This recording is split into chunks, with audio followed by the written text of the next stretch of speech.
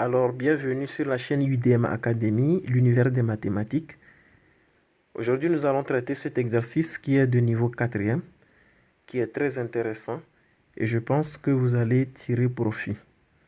Alors, si c'est déjà la première fois que tu arrives sur cette chaîne, je t'invite à t'abonner, activer la cloche de notification, sans oublier également de liker et de partager cette vidéo à tes proches pour, n'est-ce pas, permettre à l'univers des mathématiques de s'agrandir. Alors sans plus tarder, je fais la lecture de cet exercice et nous allons passer à sa résolution. Ici, nous avons un exercice dans lequel nous allons apprendre à calculer l'aire de certaines surfaces, de certains espaces, n'est-ce pas, géométriques. Alors ici, on dit, pour décorer la façade principale de sa maison, M. Nadji demande à son fils David, élève en classe de 4e, de lui proposer une figure géométrique à dessiner sur la façade. David lui propose alors la figure ci-dessous. Sur chacun des 3 murs de la façade principale, cette figure est constituée de carrés ABCD et d'un demi-cercle de diamètre CD. Satisfait de la figure proposée par David, M. Nadji aimerait carreler la partie hachurée de la figure sur les 3 murs. Il dispose d'une somme de 220 000 francs et se demande si ce montant suffirait pour l'achat des carreaux dont le mètre carré coûte 4 800 francs. Au 1, on demande de vérifier que l'aire en mètre carré de la partie hachurée de la figure est 2,43 x au carré. Au 2, on dit, sachant que x est égal à 2,5 mètres, répond en justifiant l'inquiétude de M. Nadji. Pour prendre pi égale à 3,14, la constante de surface, la constante de circonférence. Bien, voilà déjà l'exercice. Je vous invite à l'essayer avant, n'est-ce pas, de suivre la correction. Alors, déjà, nous sommes devant la correction de cet exercice. Nous allons essayer d'analyser l'exercice. C'est ce que j'ai l'habitude de vous conseiller. Quand vous êtes devant un exercice, analysez l'exercice. Essayez d'observer toutes les informations, autrement dit les données, qui vous ont été données. Et dans ces données, vous allez ressortir beaucoup d'informations que vous allez user.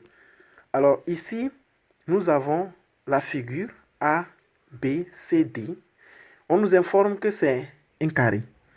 Et ce carré-là, cette surface ou cette figure, ce que nous observons, la partie hachurée est la partie qui nous importe le plus ici. Parce qu'il s'agit au numéro 1 de vérifier que l'aire, n'est-ce pas, de la partie hachurée est 2,43 x au carré. Donc c'est cette partie-là qui importe le plus, dont la question est figée dessus.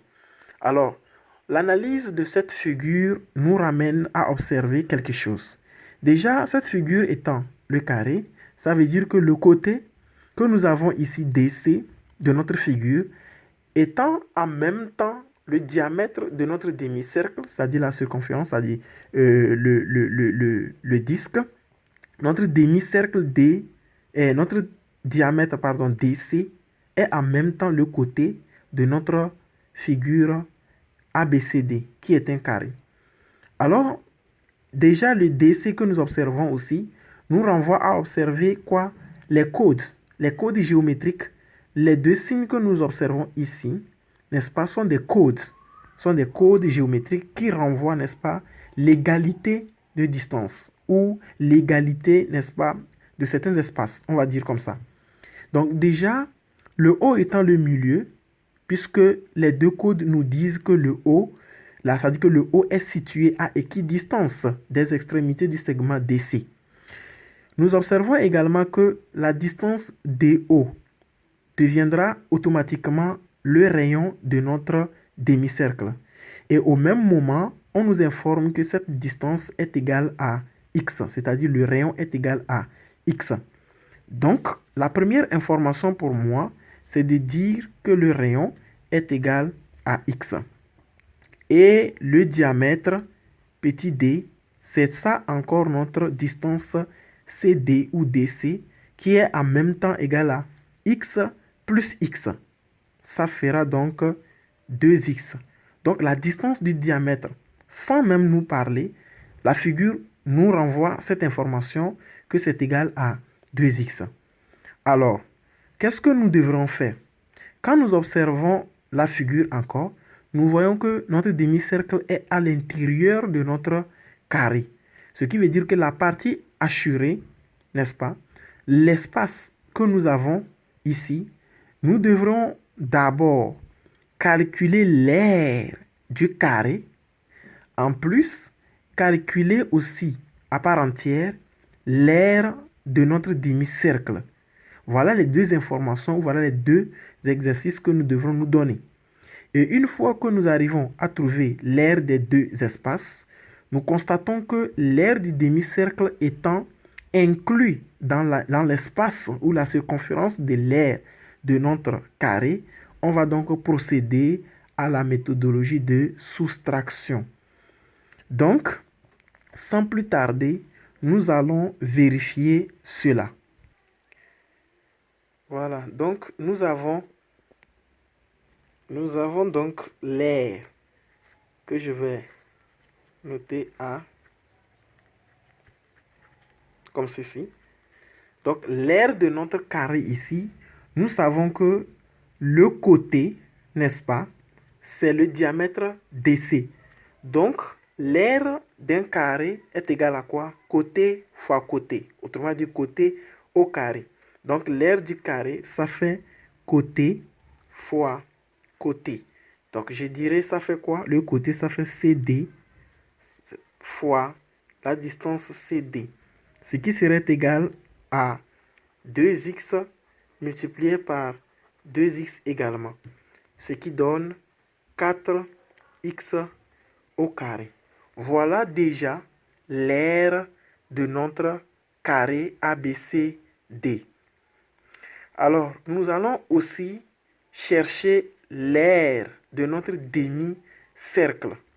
Donc, j'ai dit calculons. Voilà. Alors, l'aire de notre demi-cercle, ça fait tout simplement l'aire du cercle sur 2. C'est simple.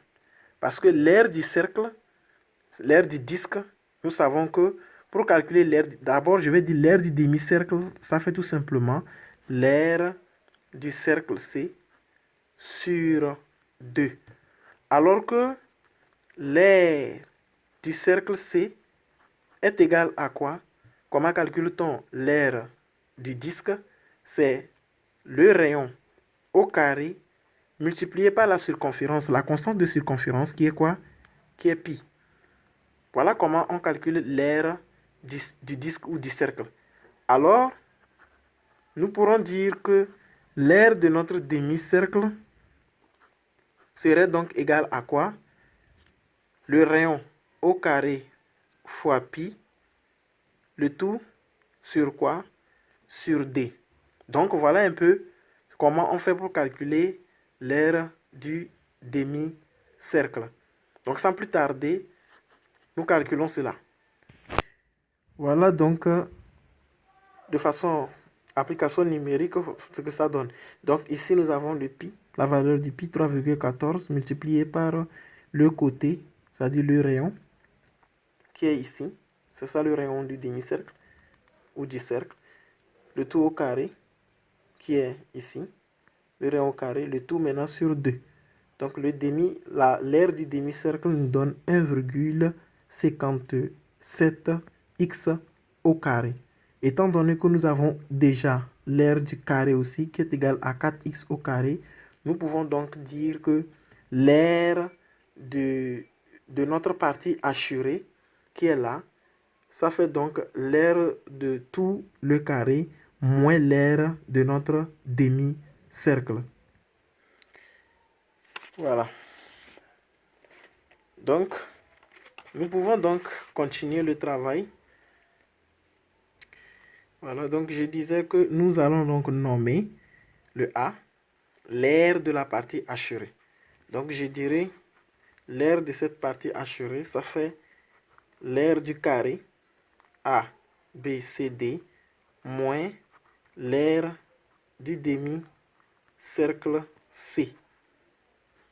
Donc, on va appliquer cette propriété ou cette formule. Donc, l'aire de la partie, application numérique, 2 points. L'aire de la partie hachurée, là, ça fait donc 4x au carré moins 1,57x au carré. Et dans la propriété de factorisation, nous voyons déjà, d'après, comment l'appelle-t-on, le théorème ou la propriété dans la factorisation, nous pouvons voir clairement x au carré qui est commun dans les deux termes.